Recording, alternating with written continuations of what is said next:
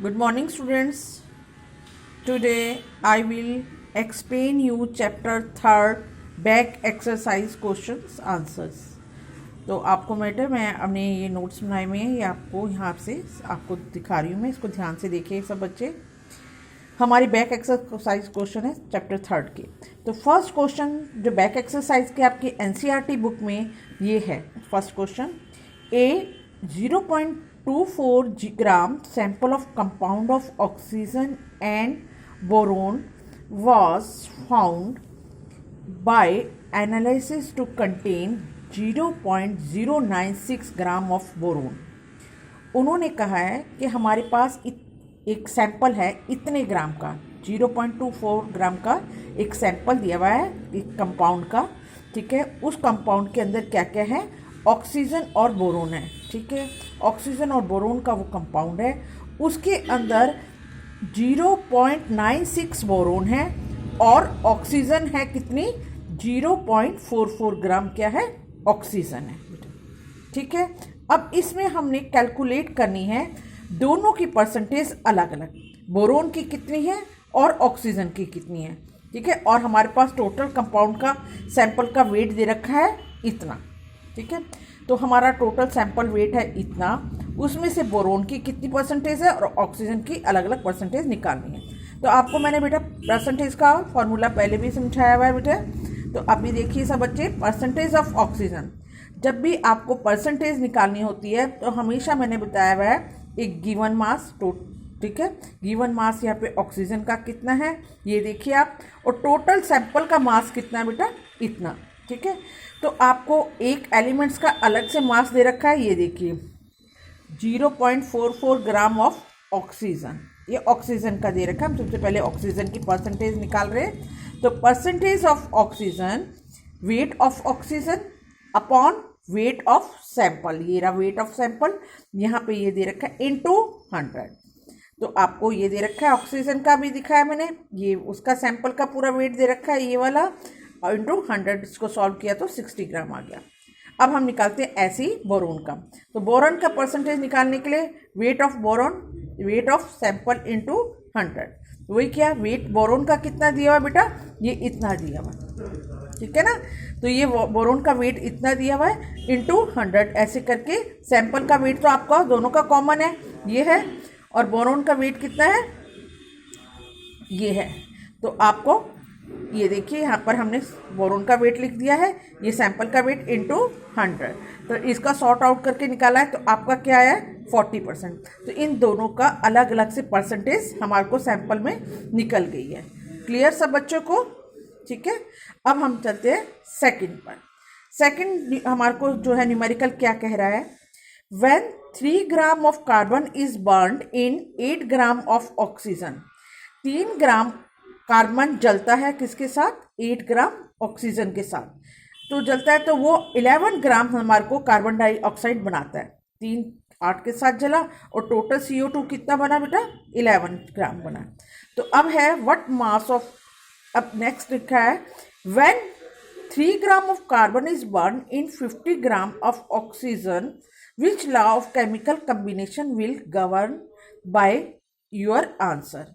तो उन्होंने कहा है कि अब दूसरी बात उसने क्या कही है, एक तो उसने बता दी है, दूसरी हमसे कही है कि अगर 3 ग्राम कार्बन को जलाया जाए 50 ग्राम ऑफ ऑक्सीजन के साथ तो क्या होगा और कौन सा लॉ इस पर इम्प्लीमेंट हो रहा है ये बताओ, ठीक है।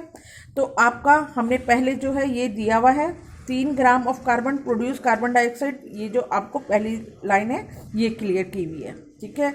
अब हमने दूसरा करना है, उन्हें कहा था रिमेनिंग ऑक्सीजन 50 ग्राम, उसने कहा था ना 50 ग्राम ऑक्सीजन को जलाया जाएगा अगर उसके साथ तो क्या होगा। तो रिमेनिंग ऑक्सीजन 50 ग्राम, पहले हमारी यूज्ड अप कितनी होगी ऑक्सीजन बेटा, 8 ग्राम यूज्ड अप होगी ये पहले 3 ग्राम के साथ। तो 50 में से माइनस क्या कर दिया हमने, 8 कर दिया, तो कितना आया 42 ग्राम।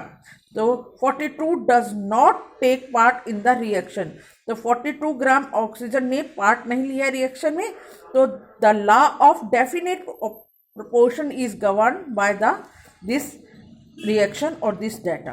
तो ये वाला जो लॉ है ये कौन से कॉन्सेप्ट को क्लियर कर रहा है, ये कौन से लॉ को प्रोपोर्शन डेफिनेट प्रोपोर्शन को क्लियर कर रहा है। आगे बात समझ? ठीक है, नेक्स्ट पे चलते हैं हम। Question number third. Question number third है what are polyatomic ions. Polyatomic ions क्या होते हैं और गिव एग्जाम्पल, इसका एग्जाम्पल दो। तो पॉली एटॉमिक आयंस किसे कहते हैं? जब दो और दो से अधिक एटम्स मिलते हैं, दो और दो से अधिक आयंस जो है ना, आयंस वाले एटम्स मिलते हैं, तो उसको कहते हैं poly atomic ion. Two or more different atoms unite to form a charge particles. Charge particles का ग्रुप होता है ये, आयंस का ग्रुप होता है।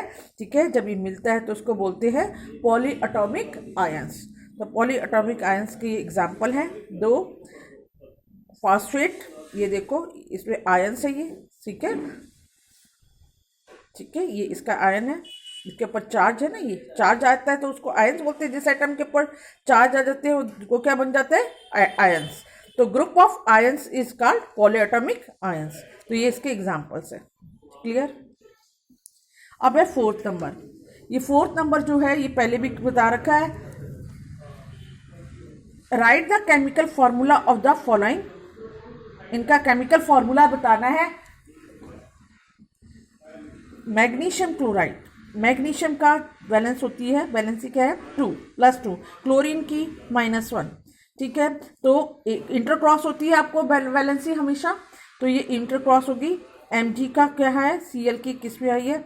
Cl की 1 है तो 1 कभी भी नहीं लिखी जाएगी, और Mg की Mg की वैलेंसी Cl के पास आ जाएगी, ये देखो।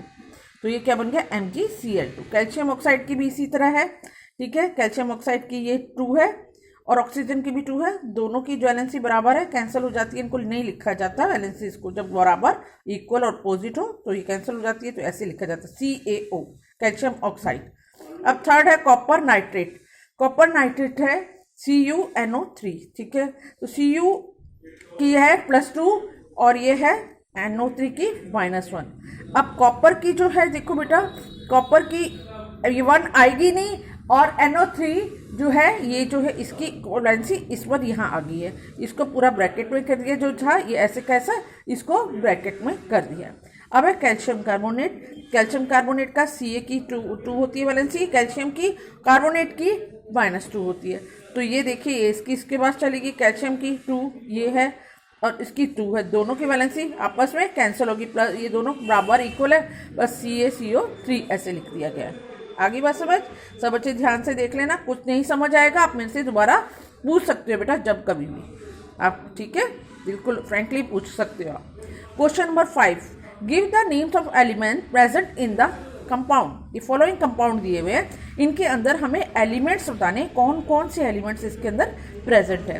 अब कैल्शियम ऑक्साइड, क्विक लाइम का फॉर्मूला होता है, ठीक है, चूने का, जो पानी, ये है आपका quick lime CaO, calcium oxide. तो कैल्शियम है इसके अंदर, ये देखो Ca कैल्शियम एलिमेंट है।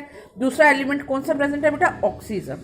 तो कैल्शियम एंड ऑक्सीजन, इसमें ये बताना है सिर्फ कि इनमें, इन कंपाउंड के अंदर कौन कौन से एलिमेंट्स हैं, उनके नाम लिखने हैं। ठीक है, hydrogen bromide HBr, hydrogen bromide, H hydrogen ये क्या है? ब्रोमाइड, Br ब्रोमाइड एलिमेंट, ये hydrogen element. Baking powder, baking powder का फॉर्मूला क्या है? NaHCO3।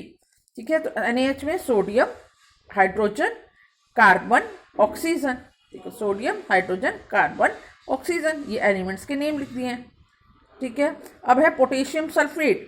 पोटेशियम सल्फेट में K2SO4, पोटेशियम, सल्फर, ऑक्सीजन। ठीक है, ये 3 है ना, इसके अंदर 3 एलिमेंट है, पोटेशियम, सल्फर, हीरा, ऑक्सीजन, ये लिखा है। तो इनमें एलिमेंट्स के नेम बताने थे, इनमें वैलेंसी इंटरक्रॉस करनी थी। ठीक है, इसमें परसेंटेज निकालनी थी, कैसे परसेंटेज निकालते हैं, इसमें पॉलीएटॉमिक आयंस का बताना था, और ये आपका जो है लॉ बताना था, ये कौन सा इंप्लीमेंट हो रहा है इसमें लॉ। तो ये आज के लिए इतना बहुत है बेटा, इनको आपने अपनी नोटबुक में अच्छी तरह कर लेना है, और बहुत ही साफ राइटिंग में, अच्छी राइटिंग में आपको मैं इनकी पिक्चर्स दे दूंगी। आपने ये काम करके मुझे इसको चेक कराने के लिए भेजना है। Okay, have a nice day, thank you.